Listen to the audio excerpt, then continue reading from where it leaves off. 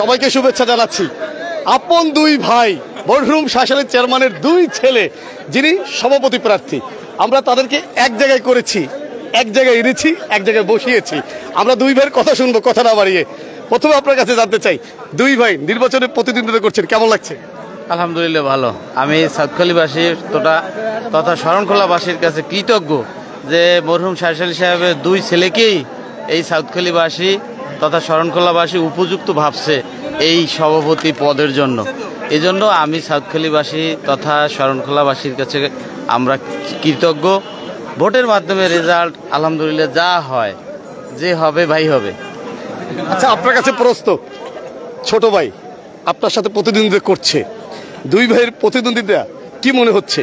কে জিতবে, কে জড়িয়ে ধরবে একে অপরকে? আমরা ঠকার কথা বললাম না?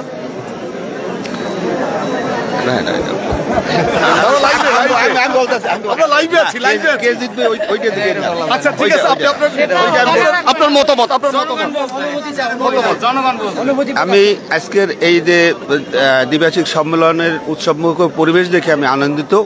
আসলে আমিও এই পরিবেশ চাই নাই যে ভাই ভাই প্রতিদ্বন্দ্বিতা হব। যেহেতু আব্বা জীবিত থাকা শরণখোলা থানা বিএনপি প্রতিষ্ঠাতা সভাপতি হিসেবে শরণখোলা থানার মানুষ তার শ্রদ্ধার সাথে সবাই এখন পর্যন্ত 33 বছর পার হয়ে যাওয়ার পর এখন পর্যন্ত তারে স্মরণ করে।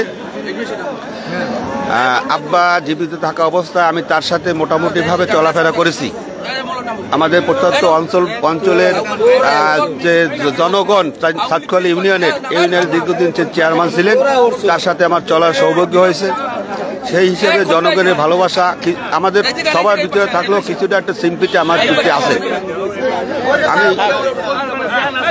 আমি একটা ধারণা করছিলাম যে আমি প্রার্থী হইলে আমার ছোট ভাই প্রার্থী হবে না, কিন্তু পরিস্থিতির শিকার হয়ে সে প্রার্থী হয়েছে।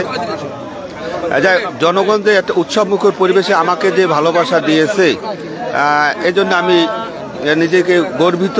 একজন সাধারণ বিএনপির কর্মী হিসেবে বিএনপির আদর্শে আদর্শিত হয়ে আমার বাপ যেখানে ইউনিয়নের আততায়ীর গুলিতে শাহাদত বরণ করেছেন, তার দোষ ছিল শুধু সে বিএনপি করতেন। এই দোষ বলতে অপরাধ ছিল সে বিএনপি করতেন বিধায় জনগণ ভালোবেসে তাকে চেয়ারম্যান নির্বাচিত করেছেন। এরপর আমাদের ফ্যামিলির একটা সিম্পিটি আছে, প্রত্যেকটি আমাদের সেই ভালোবাসাটা আমাদের উপর আছে। আমি সেই জনগণের ভালোবাসা যেটুকু পেয়েছি, এতে আমি আমার ছেলে হিসেবে আমি গর্বিত এবং আনন্দিত। আমি চাই শহীদ রাষ্ট্রপতি জিয়াউর রহমানের ৭৪-এর দুর্ভিক্ষ এবং ৭৫-এর রাষ্ট্রপতি নিহতের পরবর্তীতে সেনা বিদ্রোহ, পাল্টা বিদ্রোহ এবং দেশি বিদেশি ষড়যন্ত্রের মধ্য দিয়েও জনগণের এবং সিপাহী বিপ্লবের মাধ্যমে ক্ষমতায় অধিষ্ঠিত হয়েছেন। জনগণের ভালোবাসায় সিক্ত হয়ে তিনি অল্প দিনের ভিতরেই যে দেশ পরিচালনা করেছেন, শাহাদাত বরণ করার পরেও তার মতো জনপ্রিয় দল, বিএনপির মতো জনপ্রিয় দল বাংলাদেশে এশিয়া মহাদেশের ভিতর নেই। সেই আদর্শের দল করতে পেরে আমি গর্বিত এবং জনগণ যে ভালোবাসা দিয়েছে, আমি চাই তারেক রহমানের ৩১ দফা বাস্তবায়নের লক্ষ্যে। আপনার কাছে একটু প্রশ্ন রাখি, আবার আসবো। আজকে দুই ভাই, আপনার মা জীবিত আছেন, দুই ভাই কি মায়ের কাছে গিয়েছিলেন কিনা আপনাকে জানতে চাই। আপনি গিয়েছিলেন? অবশ্যই অবশ্যই। মা কি বলছেন? হ্যাঁ, মা দোয়া দিয়ে দিচ্ছে আমাকে, তাকেও সে গেছিল সকালে, তাকেও দোয়া দিয়ে দিচ্ছে। মা কি বারণ করেননি যে তোমরা দুই ভাই প্রতিদ্বন্দ্বী শোনা? আমি ভাই যে কথা বলছে, পরিস্থিতি বাধ্য করছে। আমি শুরু থেকেই ইউনিয়ন বিএনপি, আমি গত টার্মেও ইউনিয়ন বিএনপি সভাপতি প্রার্থী ছিলাম। আমি এই কমিটির ওয়ার্ড কমিটির শুরু থেকেই আমি ইউনিয়ন বিএনপি সভাপতি প্রার্থী। আমার ভাই কিন্তু সেক্রেটারি প্রার্থী ছিল। পরিস্থিতি তাকে বাধ্য করছে সেক্রেটারি সভাপতি প্রার্থী হওয়ার জন্য। আমি ছোট, আমার দাবিটা ছিল তার কাছে কিন্তু বেশি, এখনো আমার দাবি তার কাছে বেশি। মা কি বলেছে কিনা যে তোমরা এক ভাই দাঁড়ালে ভালো হতো কিনা, এরকম কোনো? সেটা তো সকল মা বাবই বলবে, শুধু এরা মা না। আমাদের সম্পর্ক গোটা সাউথখালীবাসীর সাথে। আমার সম্পর্ক শুধু আমার মায়ের সাথে, আমাদের চাচাদের সাথে এরকম না। আমাদের সম্পর্কটা আমার মায়ের মতো সাউথখালীবাসীর সাথে, আমার সম্পর্কটা আমার বাবার মতো সাউথখালীবাসীর সাথে। যেহেতু সাউথখালী মাটি মানুষের সাথে আমাদের সম্পর্কটা, আমাদের অপ্রাপ্ত বয়সের সময় বাবাকে গুলিবিদ্ধ করে হত্যা করা হয়েছে। তারপর থেকে এই সাউথখালীবাসী কিন্তু আমাদেরকে আগলে রেখে এই জায়গায় সুনামের সাথে এখানে বসার সুযোগ দিয়েছে গোটাই সাউথখালীবাসী। অতএব এই সাউথখালীবাসী আমাদের মা। এই সাউথখালীবাসী আমাদের বাবা। আচ্ছা, আমি আপনাকে জানতে চাই, আপনি কি আপনার মায়ের কাছে গিয়েছিলেন কিনা? আমি গত কমিটির ছোট ভাই যে কথা বলছে, গত কমিটির আমি সভাপতি প্রার্থী ছিলাম। 9টা ওয়ার্ড কমিটি করার সময় আমার ছোট ভাই সবার কাছে বলছে যে আমি আমার মেজো ভাই সভাপতি প্রার্থী। এরপরে যে কোনো কারণ সে দাবি করার কারণে আমি না সে সময় আমি ওর নিজের মুখ থেকেই সব 9টা ওয়ার্ডে বললে আসছি। এরপর যখন আমি রান্দায় কমিটির জন্য যাই, সেদিন আমি মায়ের কাছে মাই আমাকে বলছে, আমার এই বড় ভগ্নিপতি আছে, তারা বলছে আমি যেতে চাই নাই। এরপর মা আমাকে বলছে যে তুমি যাও।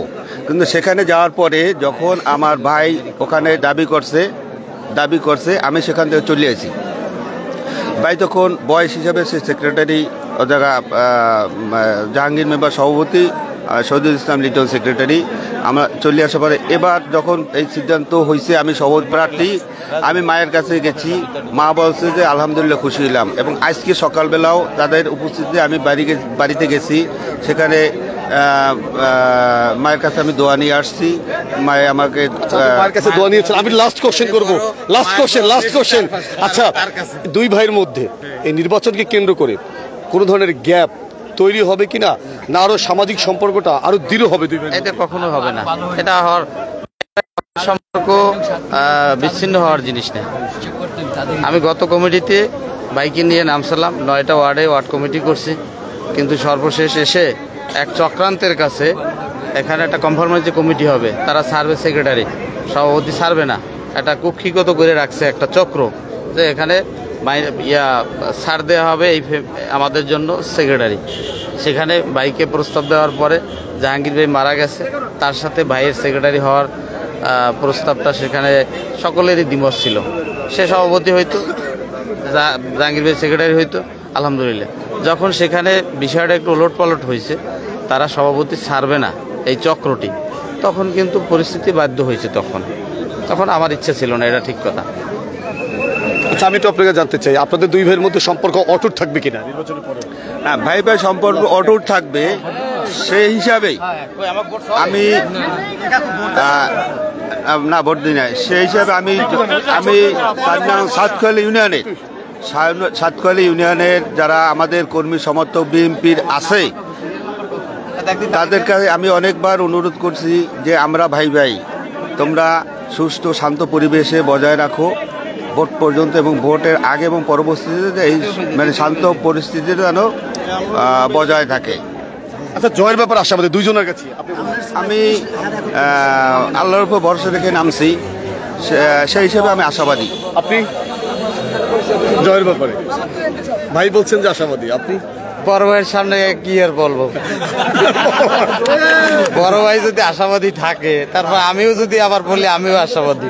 আচ্ছা, তবে আর কিছুক্ষণ পরে কর্মীদের মতামত পাবেন। রাজপথ কখনো ভুল সিদ্ধান্ত নেবে না। যদি তারা এখানে সিম্পেথির কোনো বিষয় না, যদি তারা মনে করে তাকে যোগ্য, আলহামদুলিল্লাহ মেনে নেব। যদি আমাকে যোগ্য মনে করে, আলহামদুলিল্লাহ। আপনাকে অনেক ধন্যবাদ, দুজনকে ধন্যবাদ। আসলে তারা অত্যন্ত ব্যস্ত মানুষ। যে অপরাজনীতি, যে অপশক্তি এই কাজটি করেছে, এটা ভাইয়ের সাথে মানে প্রতিদ্বন্দ্বিতা হচ্ছে। এখানে ভাইও আমার কাছে যদি ভাই জিতে, সেখানে ভাইয়ের কোনো সার্থকতা আছে বলেন? আমি যদি ভাইয়ের কাছে জিতি, সেখানে কোনো সার্থকতা আছে? আছে এটা? আচ্ছা, যাই হোক, এটা যারা করছে তাদের সাথে আরো কথা বলবো। উপর আল্লাহর কাছে এই বিচারটা রইল, উপর আল্লাহর কাছে। যে চক্র এই দ্বিধা বিভক্ত করার চেষ্টা করছে, অচিরেই তারা উপজেলা রাজনীতি থেকে বিচ্ছিন্ন হয়ে যাবে ইনশাআল্লাহ। যাই হোক, তিনি তার মনে কষ্ট। আচ্ছা, এই যে জয়ের ব্যাপারে আপনি শতভাগ আশাবাদী, এই যে নেতা কর্মীরা যারা একটু উত্তেজনা রয়েছে, তাদেরকে শান্ত বা তাদেরকে একটু আমি আগেও বলেছি শান্ত থাকার জন্য, আজকেও বলছি, এখনো বলি, সবাই শান্ত থাকবে। অনেক ধন্যবাদ। আপনারা শুনলেন, আমরা আপন দুই ভাইকে নিয়ে সাক্ষাৎকার নিয়েছিলাম। গতকালকেও বলেছি যে আপন দুই ভাই সাক্ষাৎকার থাকবে সুজন হাসান পেজে। এখন তারা ভোট দিতে যাবে। ভালো থাকবে, সুস্থ থাকবে, সুজন হাসান পেজ ফলো